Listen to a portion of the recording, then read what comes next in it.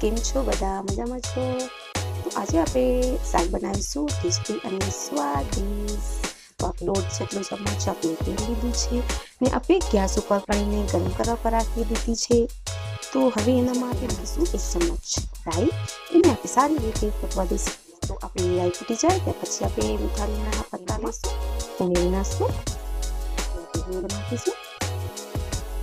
હવે એનામાં આપણે નાખીશું દૂધી. જો મેં આવી રીતના સુધારી લીધી છે. તો આજે આપણે બનાવીશું દૂધીનું શાક. લીલી દૂધી છે ને શિયાળામાં તો મળી તો જાય છે, તમે લખી પણ કહી શકો છો. આવી રીતના આપણે તેલમાં થોડી ચલાવશું એવી રીતના. તો આજે આપણે જે શાક બનાવીએ છીએ એ ટેસ્ટી અને સ્વાદિષ્ટ બનશે. એના માટે થોડુંક દૂધીનું શાક બહુ ટેસ્ટી અને સ્વાદિષ્ટ બને. તો તમે આવી રીતના સુધારીને બનાવશો તો બહુ મજા આવે ખાવા. આધી ચમચા આપણે નમક નાખી દઈશું, મીઠું મિક્સ કરી નાખીશું. આપણે 1 મિનિટ સુધી ઢાંકીને રાખશું. તો ફ્રેન્ડ આપણે 1 મિનિટ થઈ ગઈ છે. હવે આપણે જોઈ લઈશું. તો તમે જોઈ શકો છો તેલમાં સારી રીતે દૂધી પાકી ગઈ છે. આવી રીતના આપણે પકાવી છે. અને હવે એનામાં આપણે નાખીશું જે 3 લીલા મરચાં લીધા છે ને તીખા છે એ પણ આપણે એનામાં ઉમેરી નાખશું. તો લીલા મરચાં મેં તીખા લીધા છે 3. તમે જો તીખું ન ભાવતું હોય તમે મોરા પણ લઈ શકો છો. ને 1 ચમચું આપણે ઝીણું છાંટીશું માથેથી. જો તમારે તમે પીસેલું હોય તો ચાલશે, ને આખો હોય તો ચાલશે. કે જો તમે તેલમાં ને પકડાવવું હોય તો પણ ચાલશે. પણ આવી રીતના મજા આવે બનાવવા માટે. તો આપણે થોડી દેર આપણે 1 મિનિટ સુધી મરચાંને દૂધીને પાકવા દઈશું. તો આપણે 1 મિનિટ થઈ ગઈ છે. એના માટે ટમેટા નાખી દઈશું. જે મેં લીધા છે દેશી ટમેટા, આપણે 2 લીધા છે ટમેટા. તો 2 ટમેટા લીધા છે. આવી રીતના આપણે મિક્સ કરીને આપણે ફરીથી આપણે ઢાંકી દઈશું એને. 1 મિનિટ ઢાંકીને રાખવાની છે આપણે ફ્રેન્ડ્સ. તો ફ્રેન્ડ્સ આપણી 1 મિનિટ થઈ ગઈ છે. હવે આપણે જોઈ લઈશું. તો તમે જોઈ શકો છો બહુ સારી રીતે પાકી ગયા છે ટમેટા તેલમાં. હવે એના માટે થોડુંક મસાલો નાખશું. આપણે 1 ચમચી લીધા છે લાલ મરચાં, જે મેં મોરા લીધા છે. કેમ કે મેં લીલા મરચાં તીખા લીધા હતા એટલે.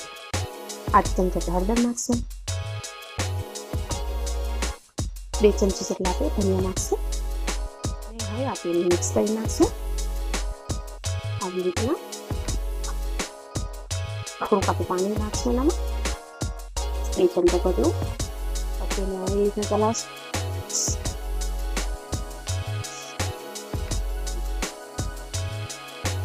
આપણે 1 મિનિટ સુધી એને પકાવવા રાખવું છે ફ્રેન્ડ્સ. તો 1 મિનિટ થઈ ગઈ છે. હવે એનામાં આપણે નાખીશું બાંગડી ગાંઠિયા. આવી રીતના આપણે 1 લીધા છે કટોરી.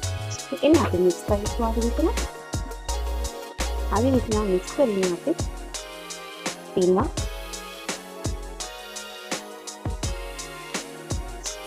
તો જે આપણે બાંગડી ગાંઠિયા 1 કટોરી લીધી હતી એ કટોરી આપણે પાણીમાં નાખીશું એનામાં. તો એને આપણે આવી રીતના મિક્સ કરીશું. થોડાક આપણે ધનિયા છાંટી નાખશું માથેથી. એને આપણે ઢાંકીને રાખી દઈશું 2 મિનિટ સુધી. આજે આપણે શાક બનાવ્યું છે દૂધી ને બાંગડી ગાંઠિયાનું. એ ટેસ્ટી અને સ્વાદિષ્ટ શાક છે ફ્રેન્ડ્સ. બીજું તમને આવી રીતે બનાવશો તમને બહુ મજા આવશે જમવા માટે. આપણે ઢાંકીને રાખી દઈશું 2 મિનિટ સુધી. ફ્રેન્ડ્સ આપણે રીંગ થઈ ગઈ છે. હવે આપણે જોઈ લઈશું. તો તમે જોઈ શકો છો જે આપણે 1 કટોરી પાણી એનામાં ઉમેર્યો તો એ પૂરી રીતે મૂકી લીધું છે.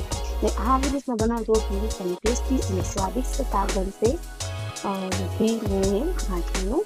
તો તમે જોઈ શકો છો ફ્રેન્ડ્સ ટેસ્ટી અને રસવાળું છે થોડુંક. ને ગાંઠિયા પૂરી રીતે પાકી ગયા છે ફ્રેન્ડ્સ. તો આવી રીતના તમને જો પસંદ હોય તો તમે મને લાઈક કરજો ને સબસ્ક્રાઈબ પણ કરજો. ને બીજું ફ્રેન્ડ્સ તમને એમ થાય કે ગાંઠિયા અમને નથી ભાવતા તો તમે એનામાં હિંગ નાખીને બનાવશો તો ગાંઠિયામાં બહુ સ્વાદ અલગ થઈ જશે એનું. અને તમે આવી રીતના બાર બનાવવાનું પસંદ કરશો. કેમ કે આ શાક આપણે બનાવીએ છીએ એ ટેસ્ટી અને સ્વાદિષ્ટ છે. ને દૂધી તમને ખાવા માટે બહુ ફાયદેમંદ પણ હોય છે. તો સારું લાગવું હોય તો મારી વિડીયોને લાઈક અને સબસ્ક્રાઈબ પણ કરજો. ધન્યવાદ.